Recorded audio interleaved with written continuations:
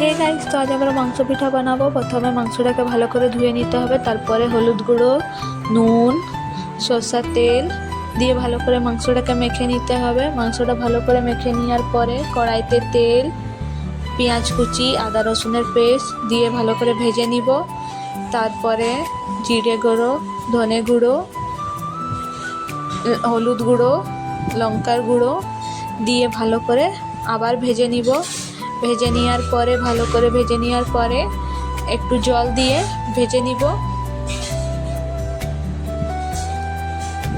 জল দিয়ে ভেজে নেওয়ার পরে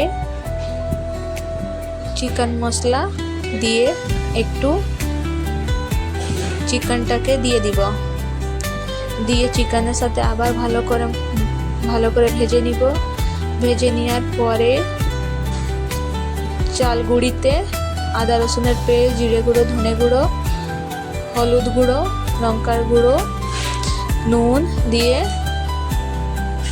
মাংসটাকে ভালো করে নেড়ে দিব। একটু চিকেন মশলা, নুন দিয়ে ভালো করে মেখে নিব। তারপরে পেঁয়াজ কুচি দিব। তারপরে এই যে মাংসটাকে ভালো করে কষে নেওয়ার পরে গুঁড়িটাতে দিয়ে দিব। দিয়ে ভালো করে গুঁড়িটাকে মেখে নিব। মেখে নেওয়ার পরে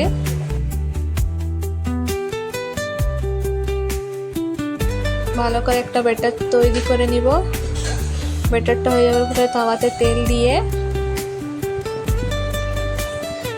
ব্যাটারটা দিয়ে দিব। দেওয়ার পরে ভালো করে ঢেকে দিব। ঢেকে দেওয়ার পরে একটু সিদ্ধ হয়ে যাবে, ভালো করে লাল লাল করে ভেজে নিব। ভালো করে দিয়ে এই যে এখন আবার একবার পাল্টিয়ে দিব। লাল লাল করে ভেজে নিচ্ছি, তাহলেই রেডি হয়ে যাবে মাংস পিঠা। আপনারা বাড়িতে বানাবেন, কেমন হয়েছে কমেন্ট করে জানাবেন।